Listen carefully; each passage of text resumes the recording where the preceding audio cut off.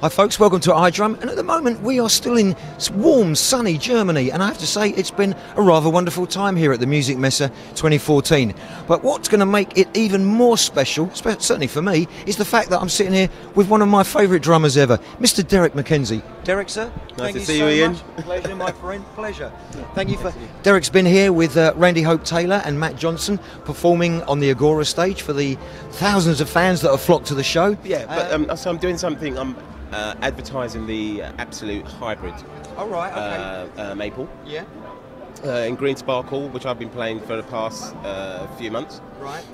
Which has been amazing. I'm so happy that Yamaha have asked me to be like at the forefront of advertising this new drum kit. Yeah, this new drum kit. I went to Berlin to do a little video clip for them, which they launched in NAMM. Right, yeah. You know, so I did that in Berlin with Martin and Richard Spaven. Right, yeah. A good drummer from Jose James, great guy. From London as well. Yeah. So it was really nice that two guys from the UK were at the forefront of advertising a brand new kit from Yamaha, you know. Yeah, excellent, excellent. Right. You know, and it's a great sound, you know. I love playing the actual kit itself. It's a great sound. It's very lively, also still very warm, you know, with a lot of control.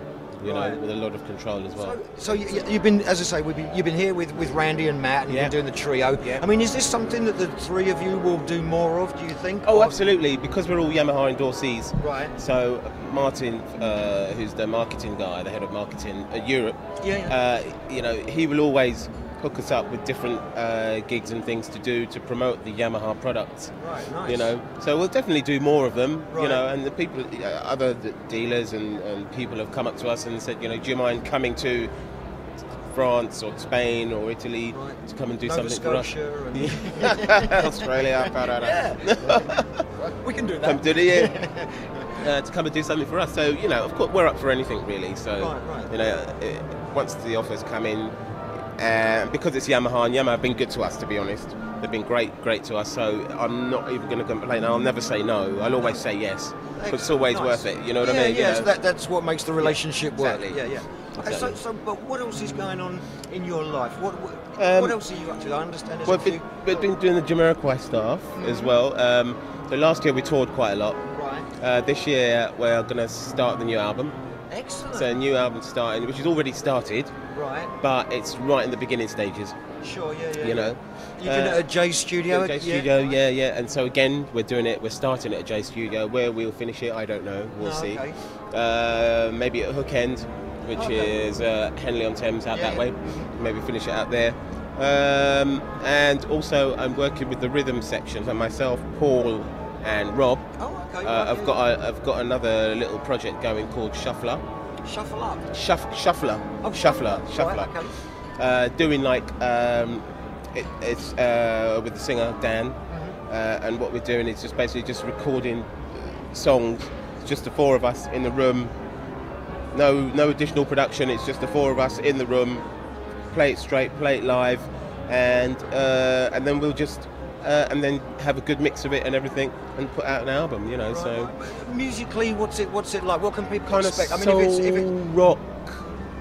soul rock, funk, funk, soul rock, whatever. It's got those three categories in it. Yeah. You know, but they kind of like morph in between. They morph in, exactly. So it's obviously and it's all original stuff as well. So that's a good thing. There's no covers, and we gig it as well. You know, we gig it as well. We've had a good response, and it's basically something that we're slowly working up. You know, and it's getting more and more attention. So to speak, it's getting more and more attention, so to speak. So we're looking forward to actually starting another album. Right. So we've done one already. Oh, have you? Yeah, done one already. So we look forward to doing another one. Actually. Okay.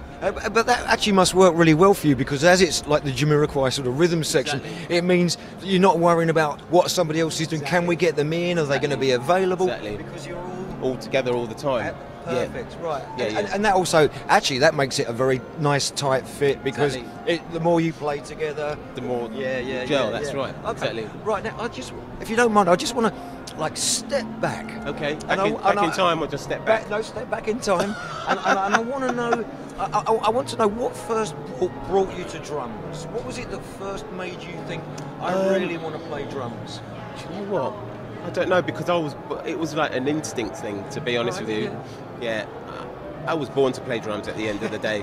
I was born to play drums. No other instrument, because I'm bloody rubbish at them anyway. But I was definitely born to play drums. You know, as soon as I picked up a pair of sticks, whatever, I just felt the need to bang and play. You know, so it wasn't seeing anybody. In fact, the first thing that I heard, not as opposed to seen, the thing I heard was the drummer of the band Sweet. Remember the 70s band Sweet? Mick Tucker. And he was the one. I used to see him spinning his sticks and playing, you know. And he had the silver tape around the sticks. And the silver tape, that's right. The top of the pops. So watching him actually kind of also inspired me to play drums, which is great. You know. And you thought, that looks cool. I want some of that. I'd like to have some of that. Thank you very much. So after that, I mean, but how did you kind of find your way into the kind of the R&B, funk, soul kind of thing? Was there again an album or something that you heard and you thought, oh wow? It was a friend of mine. I went to school with. His name's Conrad. Right. And Conrad said, do you know this drummer called Billy Cobham? I was like, no. And he was into jazz, and he used to go to all the jazz clubs and do crazy dancing and all that, you know. I never used to go. I wasn't allowed. My mum wouldn't let me out. Bless me. Do you know what I mean? But he was the one that he goes, oh, ever listen to this? So I listened to the album, which was the Stratus and all that. Spectrum album. So he let me. In fact, what he gave me was like the greatest hits. Oh, okay. The one with the silver sticks. That was the one. That was the album he gave me, and so I listened to that, and that really got me into that kind of funk thing. That's a kind of jazz fusiony thing. Yeah, of course. And then also, my friend Conrad gave me Harvey Mason. Oh, okay. MVP. And it was those two albums that actually got me into that funk. R&B or funk soul thing. That's right. You know, so or the disco funk thing, as I call it. Yeah. So you sort of leapt from Mick Tucker to Billy Cobham. But in between, I was playing reggae music all that time. Okay. So I played a lot of reggae music in that time as well. And anybody particular from like Lloyd Nibbs or any of those guys? No. Just generally. Just like local bands and things. You know what I mean? You know. So it was good. It was good fun. Yeah. Great discipline. A great discipline and a great learning curve for me. About gigs. Yeah. And the way people operate, promoters, getting robbed. The scene has got a little bit classic. of a reputation, I guess. But the classic. Okay, but I mean, because obviously this was really all before the days of DVDs and all the rest of it. I mean, it was when videos came out, we were like, whoa. Well, this is great. I mean, so again, did you sort of buy into the video thing and watch people and try and learn stuff? I did actually. I did.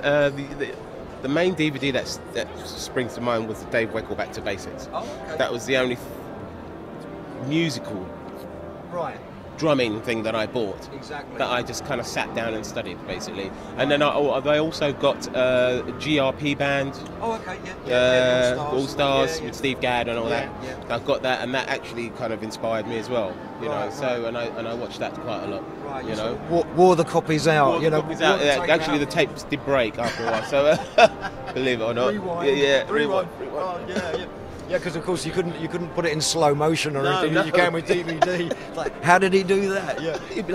Even though you'd absorbed all these other influences, out of that you still produced your own unique sound, and that, which can be a little unusual, because a lot of people sometimes just buy into one thing and stay with it. But in a way, it allowed you to.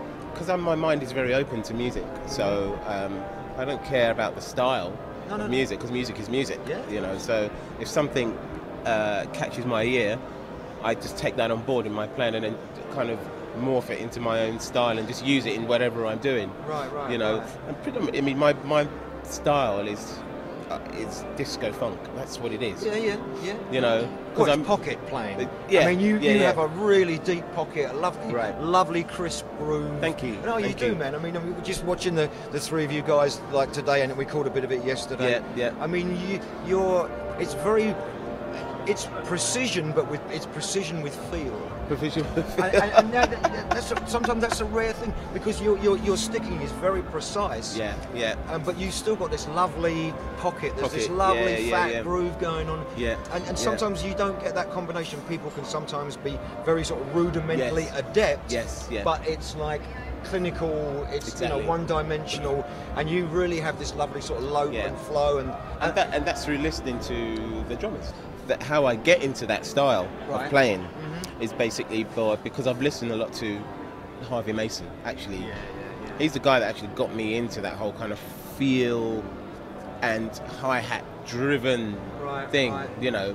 The whole Headhunters thing, you know, Yeah, that kind of thing. yeah. And I actually didn't know, it was actually listening to Harvey's albums. Oh, okay. Actually his albums. Right. That got me into playing the way that I do now, really. Very tasteful. Very tasteful playing, lots of feel. Yeah, It's the feel and the accuracy, you see. So also, and the accuracy thing for me comes from listening to Billy Cobham. Right, okay. Yeah. And I use the feel of Harvey Mason mixed with the looseness of Steve Gadd, so to speak. Can't go wrong with that trilogy, no doubt about it.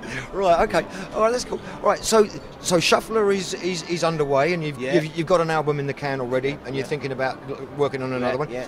The Jamiroquai, I mean, everybody's going to be happy to see that come back. Yeah, you know yeah. what I mean? So we're doing a new one. So, but it's been a little while. Well, I think it's 5 years now since the last album. Yeah, yeah. 5 years since Rock Dust Light Star, which did well. We toured it all over the place. And we only stopped touring it last year. Right, okay. So we toured for quite a while. Nice. You know, obviously not full on, kind of like on and off. Yeah. Okay.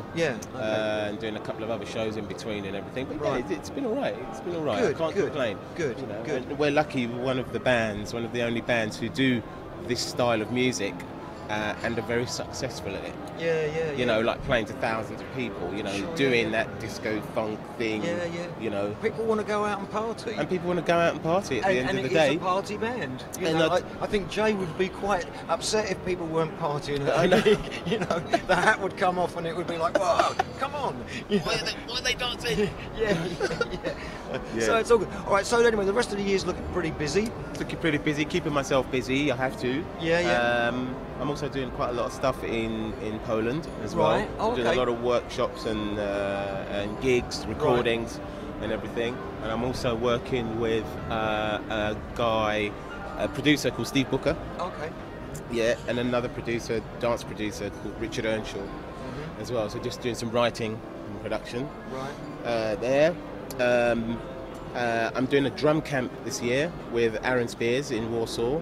Nice. Yeah, which is run by a company called Keeping Time. Right, yeah. And Amelia's asked me to come and do this camp with Aaron. Right. Because it's the same it's the same style, but different. Yeah, so it's like, I would say choppy, it's kind of R&B funk, played in a different way. I play it my way. Yeah. He plays it his way. Absolutely. Yeah. You know. Yeah. So we're going to be teaching people all day. So it's like 6 hours a day. Nice. 3 hours each class. Right. 3 hours each class, and then we swap classes. Right. Then do it all again. And to do it all again. yeah. Nice. So I've got to work out how to. I've got to get in contact with my brother-in-law, who's a teacher. Right. So I'm going to say to him, how do I put this across to teach? Yeah. But in a fun way as well. Yeah. Well, knowing you, Derrick, I'm sure you'll put it. I mean, you're a very personable guy, and I mean, you know, I'm sure people will just be clamouring to be. So, really, I'm feeling kind of left out already. The fact that this is all going to be happening in Poland. So, people in Poland, Warsaw, if you're not there, I want notes from your parents as to why you're not there. All right. So, make sure you get along there. All right. So, I mean, anything else that's going to be happening this year? I mean, that's going to keep you pretty busy. All of that lot. Yeah, all that's going to keep me busy. So I'm working on now stuff from like maybe June to July. But we've got a couple of gigs coming up with Jamiroquai in July. Right. It's not been confirmed yet, No. but we'll see. Yeah. You know, we'll see what happens. Excellent. You know. All right. So there we are, people. A nice quick little catch up with Mr. Derrick McKenzie, I should say. So if you're going to be in Poland or anywhere where there's a Jamiroquai gig, please do go along and watch this man play drums, because it really is a truly wonderful experience of watching somebody play the song with wonderful feel and groove. Thank you very much. Derrick, you're the man. Pleasure. Nice to see you again. Likewise, my friend. How long likewise. has it been? Oh, let's not go there. People, Mr. Derrick McKenzie.